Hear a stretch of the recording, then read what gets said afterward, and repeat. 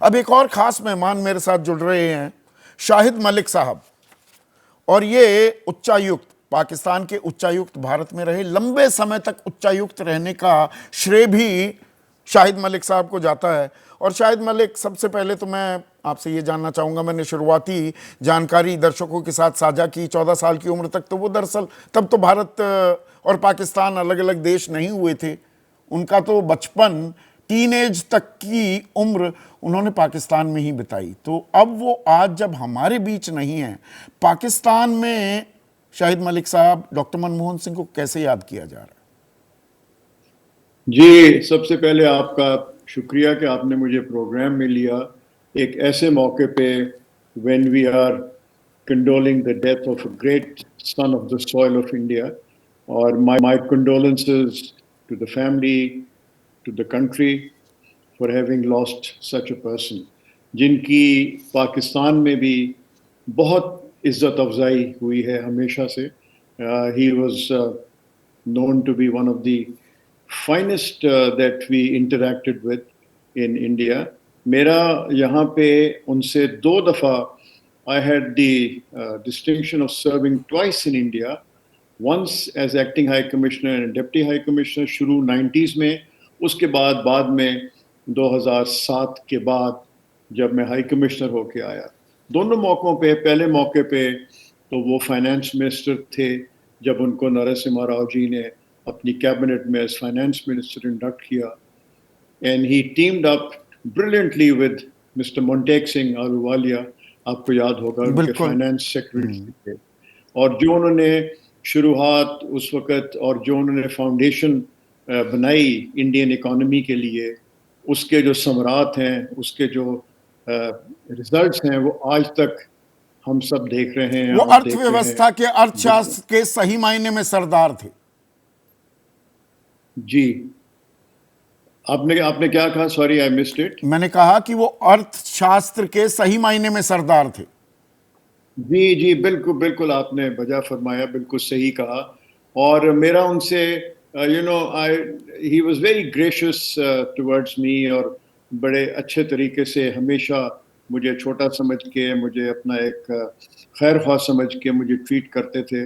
पर ये जो गर्मजोशी का जो जिक्र कर रहे हैं, सॉरी टू इंटरप्ट शाहिद साहब, 2007 में आप आए, 2008 में मुंबई पर आतंकी हमला भी हुआ, जिसके बारे में भारत ये मानता है कि भाई वो पाकिस्तान से उसकी पैदाइश हुई, उसकी सारी रणनीति प्लानिंग वहां से हुई।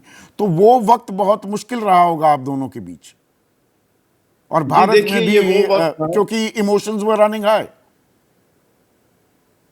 जी बिल्कुल सही है, लेकिन एक चीज मैं आपके देखने वालों को याद करा दूं कि मुंबई टेरर अटैक्स के बाद जो चंद महीने थे, 8-10 महीने, वो बड़े कठिन थे दोनों तरफ।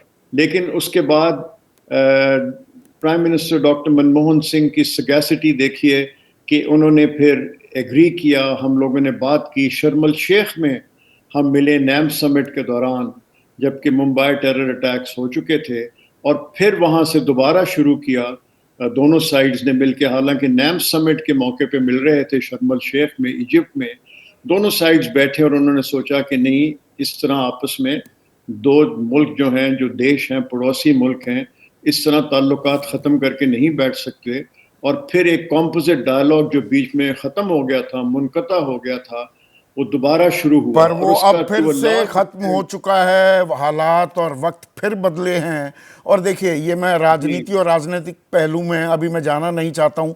अभी तो मुश्किल एक दौर चला हुआ है, बातचीत बंद है, तल्खी भी है। बहुत से लोगों को, मेरे भी दर्शकों को वो एतराज़ हो रहा होगा कि मैं आपके साथ बात क्यों कर रहा हूँ, पर यहाँ बातचीत ज़रूरी इसलिए भी है क्योंकि यहाँ पर कॉमन रूट्स हैं डॉक्टर मनमोहन सिंह की। और ऐसे में you are a proud Lahori sir. मुझे आशीष ने आज बताया, मुझे एक मिनट सुनिएगा सर प्लीज, मैं एक चीज, आप प्राउड लाहौरी हैं और उस्ताद दामन वहाँ के जो मशहूर शायर हैं, थोड़ा मैंने उन्हें पढ़ा और विनोद दुआ ने बताया था मुझे उनके बारे में। तो उनका जो एक फेमस शेर है, तुहाडे अखियां दी लालियां दसदियां, रोए तुसी भी हो, रोए असा भी हाँ। तो आज आंखें कुछ नम हैं। मेरी पंजाबी उतनी अच्छी नहीं है, पर मर्म आप समझ गए होंगे उस्ताद दामन जो कह रहे हैं। वो आंखें नम हैं। बहुत अच्छी है।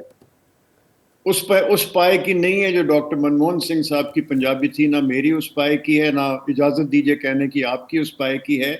और जो आपने उस्ताद दामन का शेर पढ़ा, मैं आपको आज एक बता दूं हिस्टोरिकल फैक्ट। जब हम शर्मल शेख में मिले, दोनों वजीर आजम आए, यूसुफ रजा गिलानी, मनमोहन सिंह साहब, तो इन्होंने शुरू ही एक शेर से की। डॉक्टर मनमोहन सिंह ने, उन्होंने कहा, वो दौर भी देखा है तारीख की आंखों ने, लम्हों ने खता की थी, सदियों ने सजा पाई। तो कहने लगे देखिए, हमें अपने दोनों मुल्कों को सदियों की सजा नहीं गुजारनी चाहिए।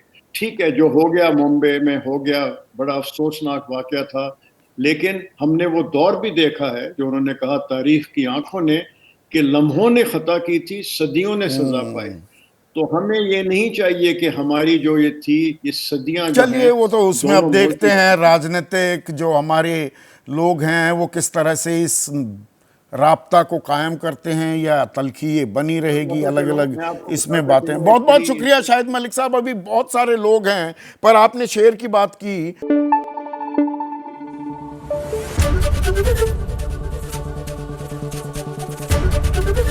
एबीपी न्यूज आपको रखे आगे।